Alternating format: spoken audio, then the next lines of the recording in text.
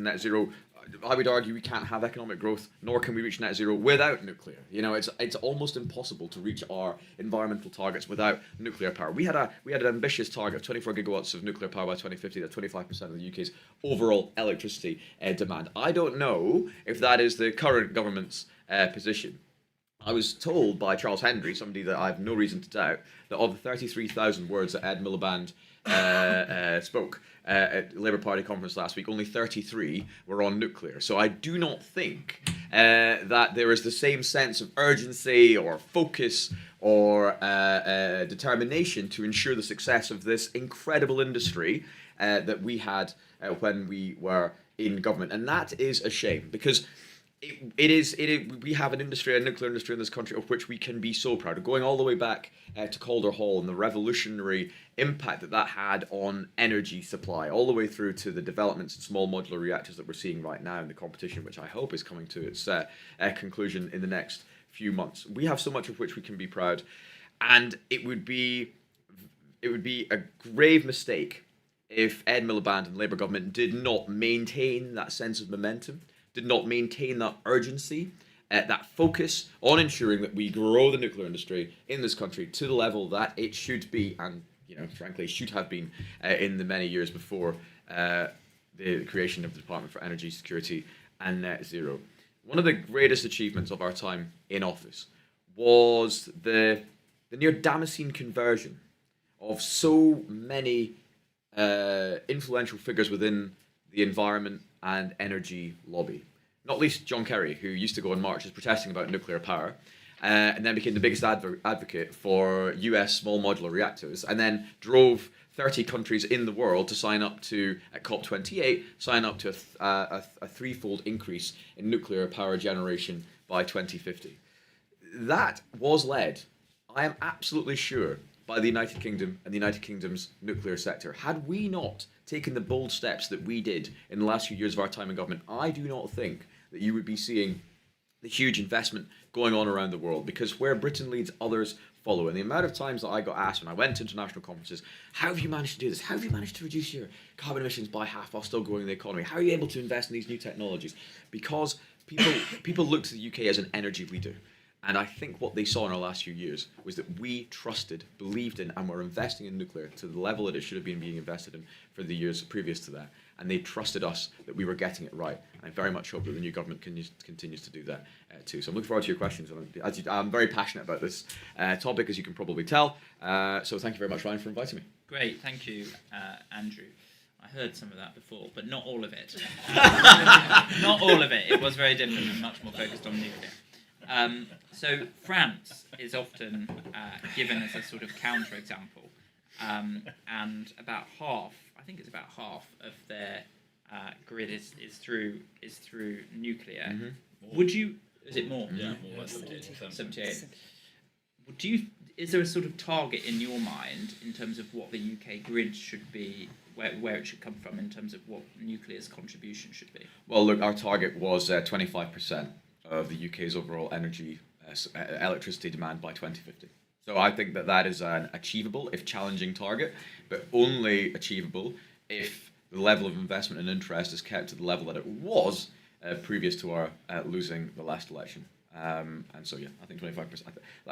I would love, I'd love it to be more. I'd love to be sitting here. I do remember one of the first meetings I went to overseas was a meeting with my French counterpart, and I was full of it. I was 2 months into the job I've previously held, sorry, and it was very exciting. We were doing all the stuff that I've just spoken about. And I can't say, talking to my French counterpart, sitting in a building next to the Élysée Palace, explaining to him what we were doing in the UK to really invest in our nuclear industry. We were going to be a nuclear powerhouse once again, leading the world. And I was like, we're doing Sizewell, we're doing Hinkley, we're going to build a third one at Willville. That wasn't public at the time.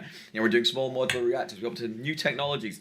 And he goes, wow, that's very interesting. We're building 14 new nuclear power plants. I'm sorry, I might have taken it back. The scale of the investment that's taking place over the other side of the channel is quite incredible. So whereas I'd love to be sitting here going, yeah, 78%. Absolutely, let's go for it. It's not achievable from the point that we are at the minute, and so therefore I think an ambitious target of a quarter of the UK's electricity demand is quite enough to be getting on with right now. And if Labour don't get on with it and start doing the things that we were planning on doing, then we will not hit that target. And our ambition of getting to net zero by 2050 will be hampered. Sam. Thanks very much. So, I'm going to split this up into 3 questions. So, why nuclear is vital for both economic growth and hitting net zero? But then what the barriers are to building new nuclear. Why is it that it has been 29 years since we finished a new nuclear power plant? And how might we tear these down to get even up to that 25% and beyond of nuclear power generation on the grid? So why do we need nuclear? To underpin our future economic growth and indeed to get us to net zero. It's worth remembering that Britain's economic might has, since the Industrial Revolution, been built on us being an energy superpower.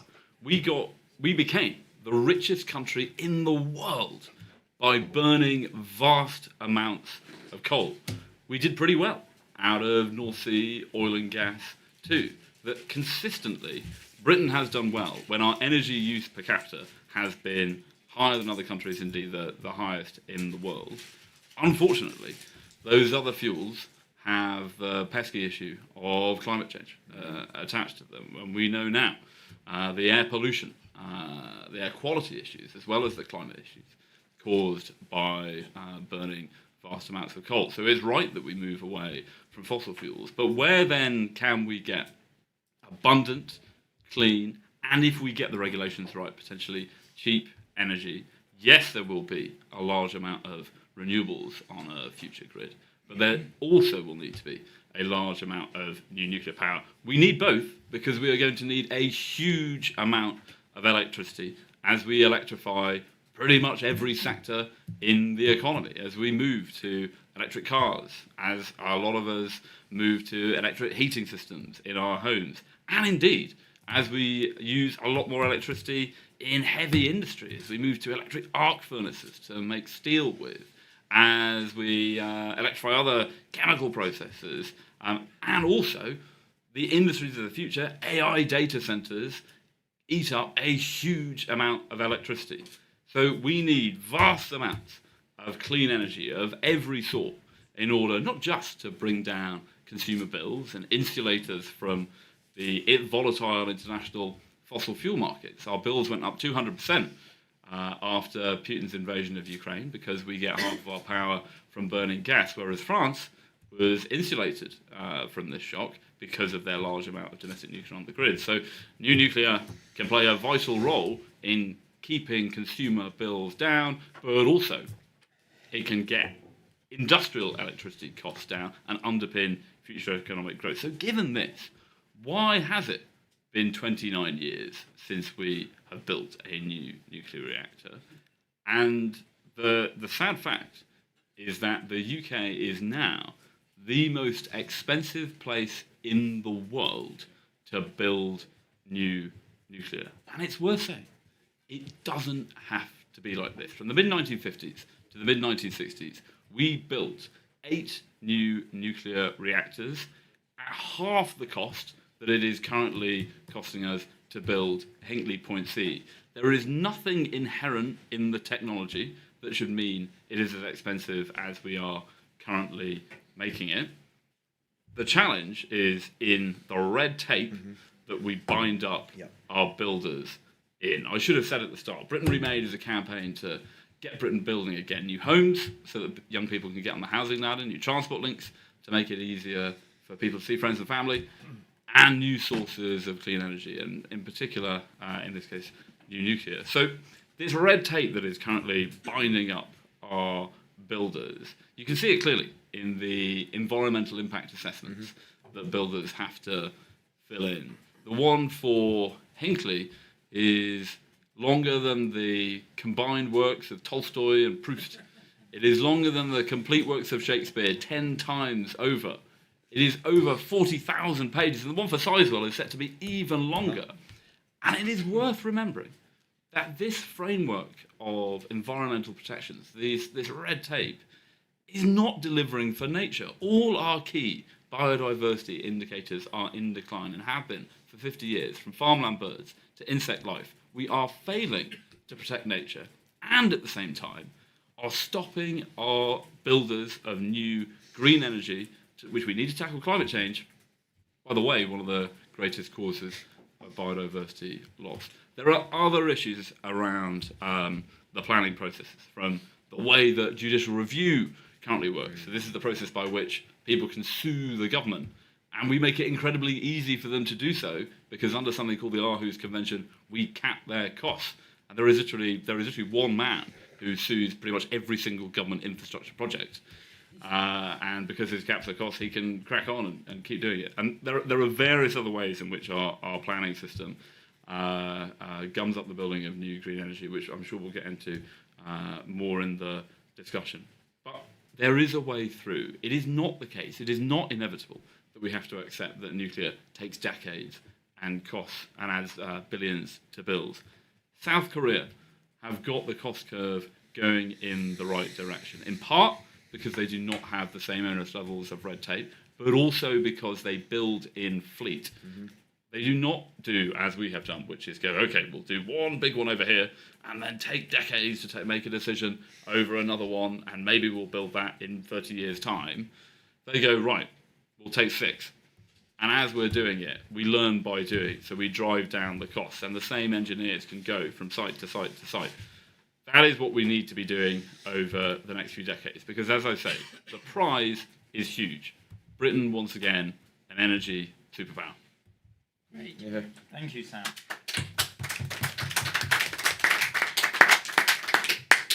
Very, very compelling. And so, in terms of bringing the cost down, is in your mind, just kind of specifically what you do, it's simplify the environmental impact assessments, so they're kind of more in line with other countries that do it very quickly, like South Korea, France, etc. Yeah, there are a number of components to it. There's the point about government committing in fleet. So rather than this piecemeal approach where like costs stay high and we don't learn by doing, you have you build in fleet. But then also critically, there's no point doing that if we still have the same framework of environmental impact assessments. Hinkley Point C are currently spending millions of pounds to save the lives of 22 salmon. Now, we all love salmon. Salmon are absolutely great. But it seems that there are disproportionate mitigation measures that add years to the process and millions to the cost. And that are also, I should say, failing to protect nature. So yeah, simplifying the environmental impact assessment is going to be absolutely critical. Having to build a fish farm as well. This is it. Yeah, building a fish farm in North Wales to offset for the fish that may be killed by the suction that's going to be created by Hinkley Point. So in terms of how the UK compares, just across different infrastructure projects, so not just nuclear, so I get the costs tend to be higher. In terms of the delivery time as well, is that also higher, or does it depend on the infrastructure? It depends on the infrastructure, and clearly cost is also a factor of time, because the longer you have people, sitting around, the more processes you have to go through, that also adds to cost. But yeah, by and large, on everything from high-speed rail, where our costs are 10 times greater than France, to building new tram networks, where they are twice the European average. There is a similar pattern as with nuclear, whereby we do infrastructure, high-speed rail, again, a classic example. We do infrastructure in a piecemeal approach. We do not have a steady pipeline of projects for skilled engineers to go between. We do not get the same learning by doing. We gold plate things. So the Crossrail stations are absolute cathedrals. But Spain built an entire metro system in Madrid, basically an entire network for the cost of one of the Crossrail stations. We gold plate these things to such an extent that we then inevitably don't build them, and that's why HS2 has also been cancelled, right? Because costs spiral so far out of control, and it's the same across all infrastructure that we build. Great, thanks, Sam. Let's move now to Andrew. Okay. Thank you. Morning, everybody. I'm Andy Stewart. I just want to explain, first of all, because in the paper it says Nuclear Advanced Manufacturing Research Centre. There's a bit of a message in that. It's a small organisation, research centre, and because of the state of decisions that haven't been made, the revenues haven't come into that centre, so it's closed. So I started a company 2 weeks ago called Nuclear Collaboration to try and keep most of the capability that's been created that we've paid for as taxpayers in the last 12 years. I want to stick to that sort of time frame of 12 years, 10, 12 years, and follow on a little bit of what Sam said. Because there's a story in what we haven't done, actually. We've done bugger all, quite frankly, apart from write papers. So I've been in nuclear all my life, unfortunately. As you can probably tell with the white hair, I look a bit nuclear. But from submarines, initially as an apprentice, and then civil nuclear in Rolls-Royce, and then into research for the last 8 years. And I was involved in the authoring of the nuclear sector deal, which was fantastic. It was a great initiative. And we had lots of actions that we were going to deliver in that. We didn't deliver one of them, but we had lots of intent. And then we started Great British Nuclear, and I'm really proud to say that I was called in by Boris Johnson to start the setup of that in number 10. And as Andrew said, great initiative. Really buy into that. Unfortunately, we wrote a roadmap, and that's where it kind of is. And then we've got infighting within departments of government, whether it's science, DESNES, DBT. They didn't want it. It was designed by the Prime Minister and the Cabinet Office to cut through the red tape, which slows us down, as Sam's just said. But it's slowing us down. So even GBN isn't now cutting through. Mm-hmm. And then we've got the Labour Party, and this isn't party political for me, by the way, but 2030, net zero. So anybody that knows anything about nuclear, if we start today, you won't get anything for 2030 ad miliband. So it tells me they're now focusing on things not nuclear. We've still got GBN, but it's just a bit of fluff inside GBE. So again, we've got more talk. Meanwhile, companies like Nuclear MRC will go out of business. I think we need for the future. France, I think they've got 56 reactors. When they don't need them, they keep building them because they retain capability. What's the worst can happen? You keep people employed, you retain capability for when you do need it. And then you go and sell it to other countries like us, SAPs, who haven't been doing anything in a period of time. So we need an industrial strategy, a proper industrial strategy. We've got an all-party parliamentary groups. But quite frankly, yeah, they come together, but there's no pan-government plan. So we're going a 4-year cycle. Nuclear can't work on a 4-year cycle. Even Andrew Bower, with all his enthusiasm, can't do it in his 4-year period. And then we go again and again. Then we've had COVID and Ukraine. If ever there was anything to shine a light on energy security and the fragility of UK manufacturing, when we couldn't even get bloody face masks till China gave them to us, right? Let's be honest. Could we make Concorde today? What have we been doing? So then I thought, I'll move into research and manufacturing. We'll start to sort some of this out. So I went to a research centre. We've got some of the best universities in the world. I'm proud to say I was part of the team that started the Dreadnought program in 2003 with the US. They can't believe some of the research we've got and the capability that we have. Then we've got AUKUS came along. So again, we're partnering with the US on submarines. We can do that fast because there's an imperative. There's no real imperative, it seems to me, for new nuclear. There is in my head, but there doesn't seem to be for decision makers. So then we get research centres going out of business because we've got nothing to apply it to. If anybody that knows a Ford Cortina, if you're old enough in the room, and a Ford Sierra, and then a Tesla, it's very hard for government to make decisions because we keep putting new things in front of them. You don't want a Cortina when there's a Tesla coming around the corner. So we've got fusion going off over here. Lots of money going into fusion. When's that going to keep the lights on? It's a science project, so we'll keep doing that then. And then we've got AMRs. That's interesting, so we get all excited about that.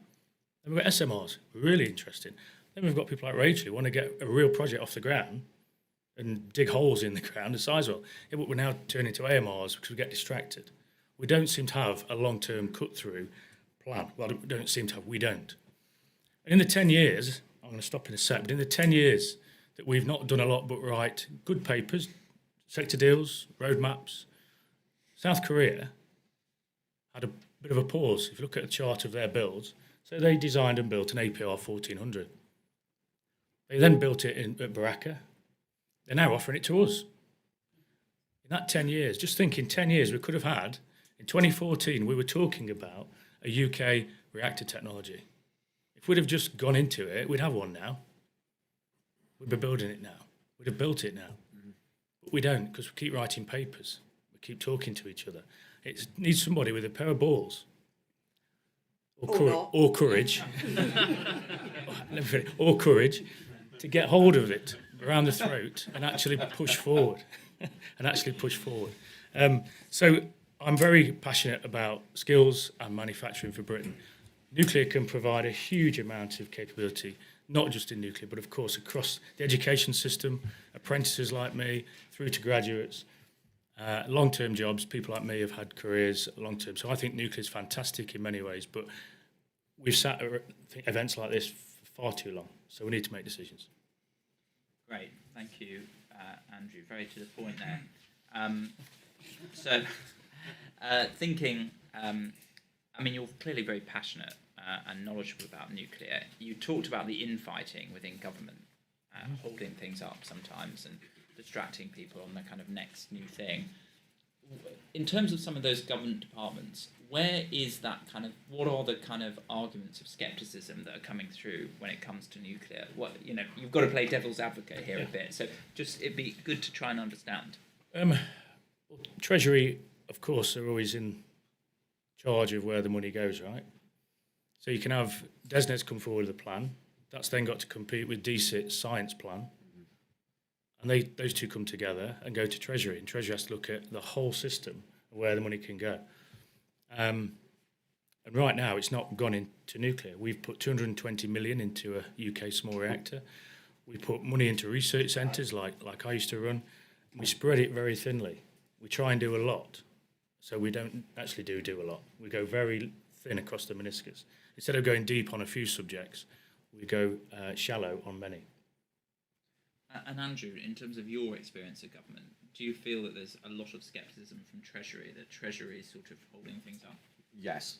It was and always will be the blocker. It holds the purse strings, and it's got a responsibility to the British taxpayer to deliver and to ensure that the return for the British taxpayer is good. And it's difficult because of the costs involved early on in developing nuclear to make that case. I have to say, politically, the former Chancellor and ministers within Treasury were very supportive of the nuclear projects that we had, hence why we were able to purchase the Wilva site at the speed at which we did, hence why we were able to get a commitment to supporting small modular reactor build in the UK, hence why we ensured that the state, the government would underpin the development at Sizewell. So we did have political will. The officials, on the other hand, are very sceptical. There's just an institutional scepticism towards nuclear because of that initial upfront cost to the taxpayer, which you can understand, but is incredibly infuriating when you're sitting, as I was, in DESNES, as you can well imagine, just wanting to make an announcement every single day of the week, which drove everybody mad. So that there is a problem there, and we need to resolve that issue. We need to break through the institutional scepticism that remains in Treasury when it comes to nuclear, and I do think 2030 is a big problem, actually. Great, thank you. Rachel, no balls but lots of courage. Go for it. She's got plenty of balls. That's the best introduction I've ever had. I would like that noted. I'm not sure where to take our therapy session from here, but maybe just like a little uplifting comment at first. So, Rachel Glaving, I'm the Commercial Director for EDF Nuclear Operations. And actually, when I started my career as a 16-year-old electrical apprentice, I had no idea at that point just how much hope and ambition and good vibes there would be in the nuclear sector. So really, that's the place I want to start, is the positivity. And there are lots of things that we need to do, and there are lots of things that are not working. But irrespective of all that, nuclear at the moment is enjoying our time in the sunshine, I think. I think we're back in the sunshine. And there's no other better demonstration of that than the news that we saw recently for the reactor in 3 Mile Island that's going to be brought out of a mothballed state because all of the output for decades has been sold to Microsoft to supply a data center. So we've gone from Do we need nuclear? Should we have another project? Let's cancel our fleet of sizable Bs that we were going to have. We've gone from that actually now to where I would say the push from government is almost being surpassed, let's say, by the push by data companies and technology companies. That's quite incredible, actually. And it makes me proud, actually, I am proud to be in the nuclear sector, and I know, there's lots of things that we could do differently. So I work in the part of EDF's nuclear business that has all the existing nuclear power stations in it. So when I started, there were a fleet of 8 generating nuclear power stations in the UK. We had 7 that were built as a fleet, advanced gas-cooled reactors, and 1 that was a pressurised water reactor, the newest one, Sizewell B, that, as I mentioned, was going to be a fleet, actually, of a number of pressurised water reactors. So we had 8, and at that point, going back to the 25% that you were talking about, Andrew, that what we were generating at that point, about that much of the UK's demand was met by nuclear power. And we took for granted, perhaps then, just what that meant. But where we are now, so 3 of those 8 power stations have stopped operating. In 2 years' time, another 2 will stop operating. In another 2 years' time, another 2. And actually, by March 2028, we will be in a position where we will have 1 nuclear power station operating in the UK. So it's not, so today 14%, depends on demand, 14% of the UK's demand is met by nuclear, but that is going down rapidly. Now, a good plan would have been to say, as that fleet comes off, let's replace it, seamlessly with new nuclear. Of course, that would have been great, not just from a nuclear output perspective, but from energy independence, from jobs, skills, security of supply, etc. So, of course, that would have been the ideal. People say, the best time to build the next nuclear power station would have been then. The next best time, though, is now, So, irrespective of that, we need to get on with it. So that existing fleet will go down to 1. What we can do, so in my part of the business, what we look at really carefully is, can we extend the lives of those power stations, as long as it's safe to do so, and we will do that as much as we can. That's why we've invested more than £7 billion in the existing fleet. It's really about making them as robust and reliable as possible, so that we can have that nuclear power for as long as we possibly can. And that we have to see where that gets to, but that will be a major aim of ours. But of course, down the road, we have got Hinkley Point C, so that's our contribution to new nuclear, and we've already heard, from everybody about just how hard that was to get going. I wanted to give a real example, because people often say to me, why is Hinkley taking so long? And a real example of why that is, that it takes so much time, putting Brexit aside, putting COVID aside, is to look at the story of welders. There are 8,000 welders needed at Hinkley Point C to weld all of the steel that goes into the concrete to make the reinforced base, and the construction for the reactor buildings, etc. So, okay, where are we going to get 8,000 welders from? Right, let's go to the market. There aren't any. Okay, so let's train the welders. Okay, but what training course do they do? Because we haven't had nuclear welding training courses for ages.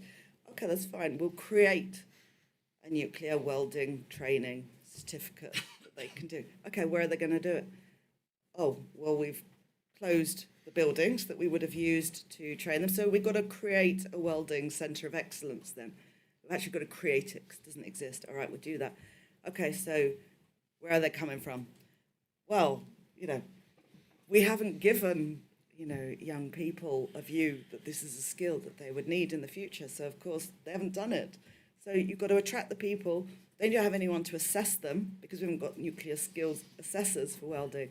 And all of these steps is what makes it really time-consuming. And welding is just one example. And I guess I'll move very quickly to say Sizewell C. The heart of all of this, the heart of being better, the heart of delivering more, is build and repeat. if you do something once, it will take a long time. Dungeness was the first of those advanced gas-cooled reactors to be built. It was the third to begin operations. It bankrupted the company delivering it. It was over cost, over budget. The last of those advanced gas-cooled reactors up in Scotland, Torness, was on time, on budget, incredibly reliable. That's the learning. If you build and repeat, you learn, you get better. You do it faster, more efficiently, and you take the learning through. My very last point that I do want to make, because for me it was the really important point about being here, is really just to say a massive thank you to the Conservative Party, because we wouldn't even be talking about net zero if we hadn't have had a legislated net zero target in the first place. We wouldn't even be saying Great British could do more if we didn't have Great British nuclear in the first place. So I really want to say a massive thank you. I think, you know, the party, and especially you, Andrew, you know, never could we have wished for a more enthusiastic, you know, representative of our sector. And we always used to say, whenever you came to speak, if you had a 20-minute slot, you could fit 40 minutes of content into it. So you were so value for money. So yes, thank you. Great, thank you, Rachel.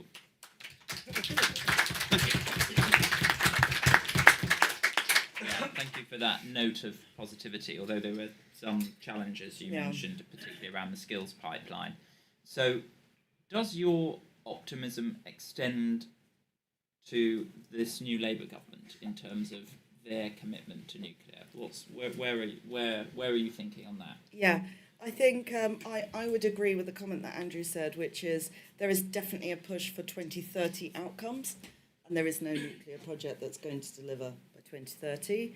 I think there is a lot of interest in SMRs, and I think that's justified, but I don't quite see the decision-making timeline, the actions matching the, as you would say, Andy, the warlike footing that's needed to move us forward on nuclear.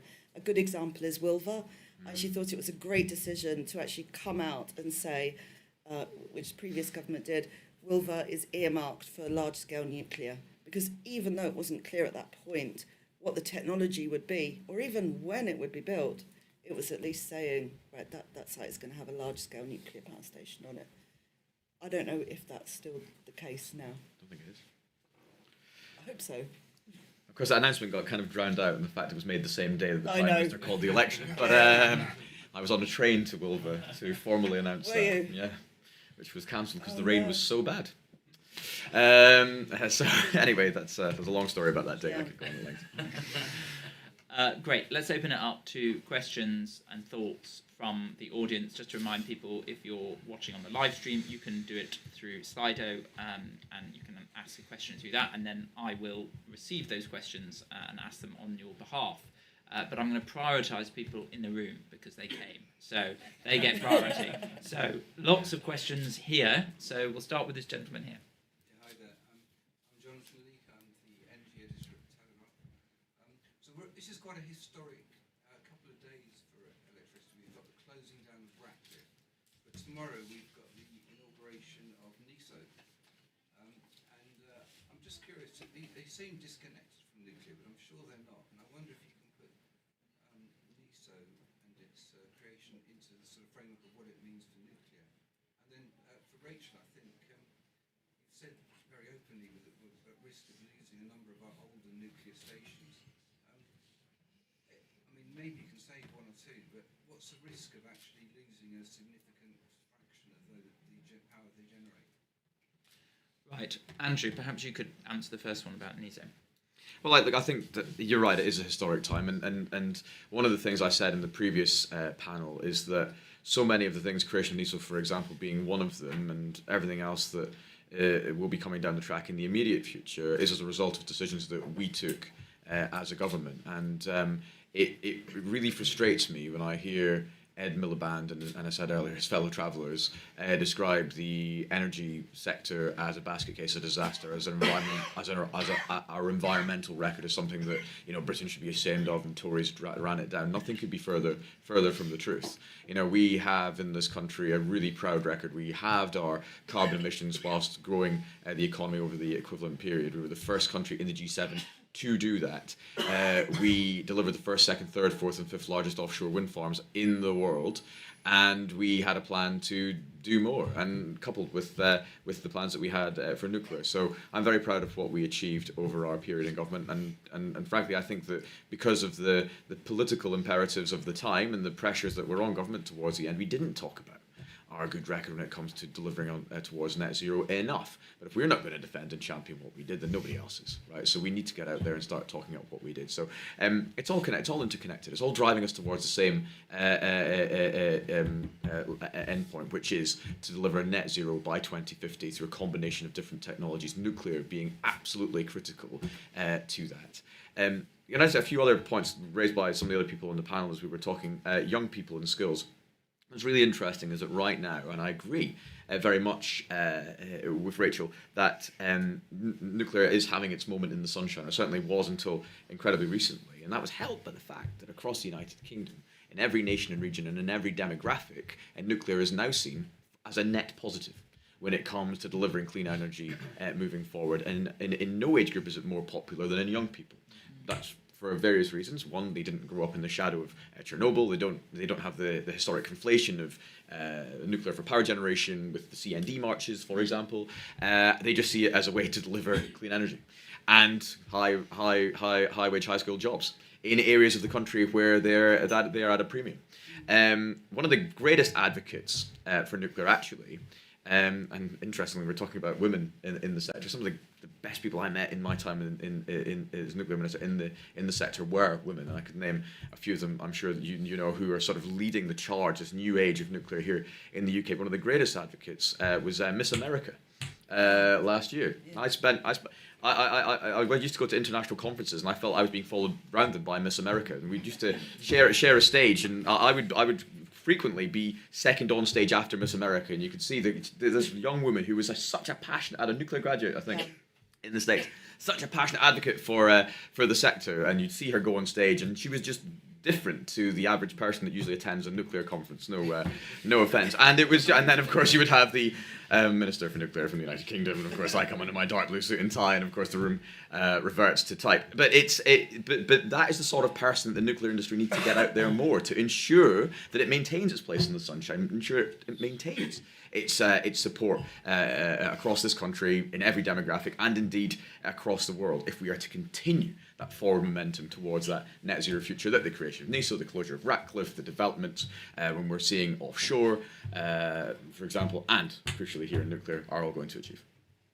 Rachel, second part of the question. So I will take the second part of the question, which was what's the risk of what will happen as we close power stations. But I do very, very quickly just want to say, biggest advocate I know for nuclear is my 14-year-old son, who was given a uranium fuel pellet from someone at Westinghouse, embossed in a resin keyring.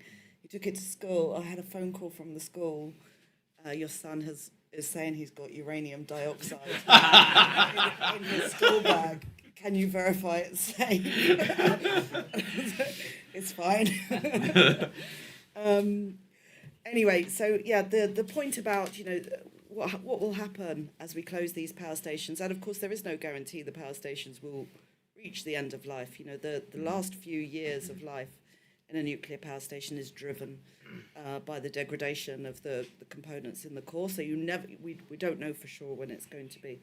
But what will happen is what nuclear provides us with more than anything beyond power, low carbon power, is a stable grid. So the stability of the grid is important for all of us, because if you don't have a stable grid, where you start seeing that impact in is things like the balancing market and huge extra costs required that are paid for balancing the grid. Things like movement of power around the UK becomes difficult. We've got all of these wind farms in Scotland. All that power has to come down to the south. And so the work needed, so obviously a key issue for NESO is to make the grid as stable as possible. And as we lose nuclear, that's what we lose. We lose our strong foundation of baseload generation, which helps support renewables. And that's how we have so much wind and solar and ability to have even more in the UK because of this strong foundation. So you start eroding the foundation, we're going to have to start leaning on other things to support the renewables that we have, and that will be more gas. That will increase our emissions. It could mean more interconnection. Perhaps we'll import more power from Europe. Perhaps that's fine. I don't know. But that's where we'll start to see it. We'll see it in bills. We'll see it in stability. We'll see it in all of those areas. Do you think you can keep them going until Hinkley comes online? So at the moment, 2 are due to close 26, 2 in 28. I think the ones in 26, probably not. The ones in 28, maybe. I think any life extension of the existing power stations we have now is going to be measured in months or very few years. They can't go on forever. Are we too stringent on the requirements that we make of taking a decision as whether to or not to extend? It's something that we were certainly looking at towards the end of our time in government. It's a really fascinating point because actually what stops us being able to generate is not that something doesn't work all of a sudden or the station is not safe all of a sudden. What it means is that all of the power stations, they have to demonstrate that in a 1 in 10,000 year seismic event, all of the control rods will go into the reactor. So that is the test. That's the single measure that stops or starts a nuclear power station. And so because it's a 1 in 10,000 year event, it ends up being, the level of margin there is from normal operation is absolutely huge. So there are, as Andrew says, a number of people that have begin to ask the question, is that too much of a theoretical event or is it legitimate? Yeah. Great. More questions. Can I just bring in someone else? No, it's not a question. EDF, of all companies I deal with, is the most open and helpful in all these questions. So I just wanted to make the point that your answer is very open. Thank you. Those are your colleagues, and thanks for being like that. Thank you so much. Great, thank you. Right, let's open it up to questions. I'm conscious of time, so please be pithy with your questions. Okay, so this gentleman here. Thank you very much. I'm Andrew Medlock, UK Managing Director for Advanced Nuclear Technology Company Nucleo. Firstly, I'd echo what Rachel said and thank Andrew for everything that he achieved when he was in office. Very much appreciated by the industry. Secondly, the point is the 2030 objective of the current government, as people have said, drives sometimes the wrong focus. But one of the unintended consequences of that could be a much, much higher cost of system for the UK consumer in the future, rather than driving towards actually when can we achieve the lowest system cost with nuclear as a key part of that. Does the panel agree that as much nuclear as we can deliver, if it's well delivered, will reduce the system cost? Okay, thank you. Who's that? This gentleman here. It's all been very depressing. I've heard sort of from Andrew and Sam that actually they would love to be able to do something and haven't been able to. For 14 years, we haven't done anything apart from write the papers that we've written. We're doing Hinkley. Right. So my question to Andrew is, if you were back in power now, how would you personally get rid of the junk so that these guys can go ahead and do it? Okay, and sorry, without being rude, who are you? Ian Bocking, Gospel Conservatives. Great, thank you. And then next question. So, yeah. Tom Bradley from Cavendish Consulting. There's a lot of optimism and talk around lessons learned from the panel in nuclear. If we delay the final investment decision on Sizewell beyond the end of this year, again, does that risk undoing that progress that we've seen in terms of skills, in terms of investment, and in terms of that brighter trajectory that we've seen for the sector? Okay. Any other questions or points? Yes, this lady here. Thank you. Jenny Collinsby from Folkestone Hythe District Council, which is Dungeness. A site there that doesn't seem to want to be used by anybody. Two power stations being commissioned at the moment, I think. Why can't we use Dungeness? Okay. Sam, is there anything that you want to come back on? Yeah, I mean, this is actually in response to, I think, a number of the points. And it speaks actually to Andrew's point about courage, and also this point about why have we had 14 years in government and we've not actually, I mean, we have done Hinkley and there has been progress, and Andrew should be commended for his work. But all the challenges around the red tape remain. We haven't built at the pace of South Korea or France.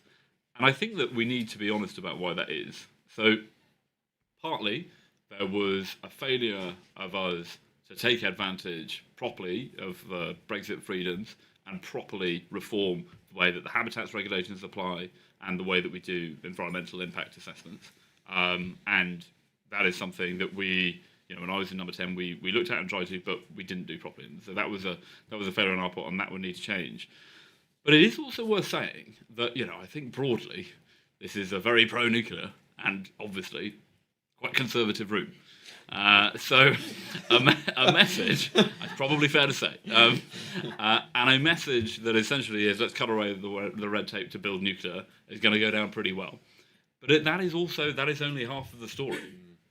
And the other side of the story is in effect tens of billions of pounds from the Treasury in order to actually pay for this stuff. That is how South Korea do this. The government pay to get this stuff built in fleet. So we have to be honest about what actually having courage and taking the big decisions on nuclear looks like. It looks like either cutting other capital projects in order to then have a big project of nuclear, or it looks like putting up taxes in order to invest in a large fleet of nuclear reactors. I don't think that it should look like borrowing for capital spending. I don't think that that is a sensible approach as the Chancellor is currently looking at now. So, yeah, I think we have to be honest that, like, in many ways on this, the facts of life as always are conservative, and the way to get the costs down is to cut away some of the red tape. But we also have to be honest that this would require a large amount of taxpayer funding in order to make it happen. Thank you, Sam. Andrew. Thank you. In terms of, I'll try and be quick. Dungeness, I mean, we've got social acceptance. We've got acceptance of a power station, just like at Ratcliffe. So why wouldn't we use all the infrastructure and that acceptance? And it sounds easy, but put a new kettle inside of it and use everything that's around it as much as possible. China do that. We've got plans to do that. I know Andrew's spoken about that in the past. So for me, I think we should use it. In terms of Sizewell FID, absolutely right that young people are very pro-nuclear today now, and there's been a lot of work go on by the Young Generation Network, Women in Nuclear, to get a lot of this positivity. And it's I think people aren't living with that Chernobyl effect. But it doesn't take too much to start to knock confidence as well.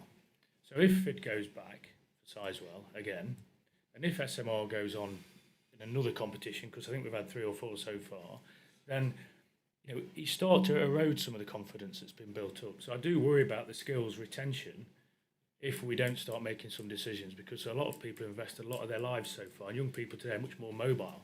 They move fast as well. So I think we've got to be conscious of decisions or lack of, and what that could mean to the task at hand. In terms of the question from nuclear, from my point of view, it goes back to fleet really. If we have comparisons made with offshore and strike prices and the like, we shouldn't get mixed up in all that. This is a long-term energy supply base load, which our strike price the strike price for Hinkley includes all the life, the whole life of it. Not going out on your boat to the wind farm and having to maintain it. That goes on top of the price for wind. So I think we need to look at building a lot. I would say that. But also thinking about what I itched at a little bit with manufacturing. We're in an industrial war. We don't really know. We've sleepwalked into that. Where does our metals come from? Our forgings, our copper. Where does all that come from? So other countries have this. We don't. We have to import it. So we've really got to plan out and have a delivery plan for a fleet as well. So even if government made a decision for fleet, we then need to be able to deliver that fleet.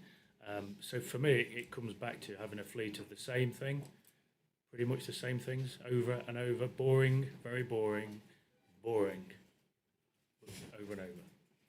Great, thank you. Andrew, final thoughts from you? Yeah, right. So what would I do?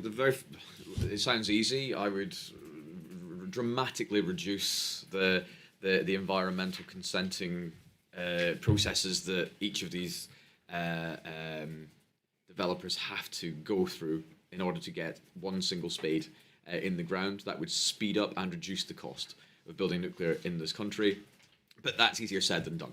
And would you beat the judicial review that would instantly follow when you said that? Well, I think we need to have a radical look at how we tackle that issue as well. I don't know how many times Sizewell's been taken to court over now by the Stop Sizewell people, but look, it's something that we do need to have a serious look at. And don't believe I'm about to say this at Conservative Conference of all places, to their credit, Labour are talking seriously about reforming the planning and consenting regime in the UK, and if they are able to actually deliver on that, that will be something that we can thank the Labour Party for, something certainly that we should have done. The very first thing that I would do is select technologies for small modular reactor. I mean, I was very proud of the fact we launched the competition, but the end point of the competition kept getting pushed back. When we launched it in July 22, we were supposed to have it concluded by, I think it was spring this year. Yeah. It's now, I think, going to be January next year until we have the final technologies selected. So it keeps getting pushed back. So I'd select technologies and then get developing, frankly, get building. Grant Shapps used to say we're going to be the first country in the world that small modular has a Secretary of State. You can't keep saying that because we're really not. Canada, Ontario should have an SMR on the grid by 2029. Yeah. And so that's probably the two things that I would do as soon as I got back through the door of the Department for Energy Security and net zero. Consent, though, is very important. Talk about reform and planning consenting. We do need consent to do this. We need the public buy-in to do this. I was at the IEA in Vienna last year, and I was on a panel with an American, a representative of the Chinese government, and a representative of the French government, myself. We were talking about nuclear. And the question came up about consent. And I was reliably informed by the Chinese representative they have no problem with consent in China. So it is something that we in a democracy do have to worry about. We have to take people with us. And that's why we need to continue having that conversation. I'm sure this panel could take it with us. Well, I don't know. And Dungeness is a prime example. So where nuclear is established, there is overwhelming support for the sector and for their investment. And some of the best fish and chips I've ever had in my life as well. So, look, we need to have that conversation. We need to move things forward. We need to make it easier to build the damn things in this country. And we need to move much quicker in terms of the process of selecting technologies that we're going to invest in. And then we need to get building them at scale and at pace. Great. Thank you, Andrew. And thank you, everyone, for coming this morning. Just to say that we've sort of got networking time now for about 15 minutes, so speakers, delegates can talk amongst themselves outside the catering area there. So please do stick around for 15 minutes. A big thank you to EDF Energy for partnering with us, and thank you to everybody who is watching from the live stream as well.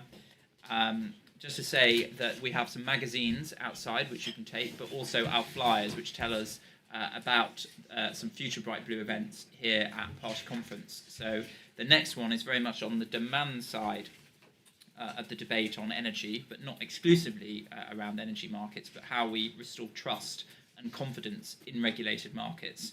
And we have Jerome Mayhew, who is the Shadow Minister for Business and Trade. So do join us at 12 for that. But if we could have a final round of applause for our speakers, that would be great.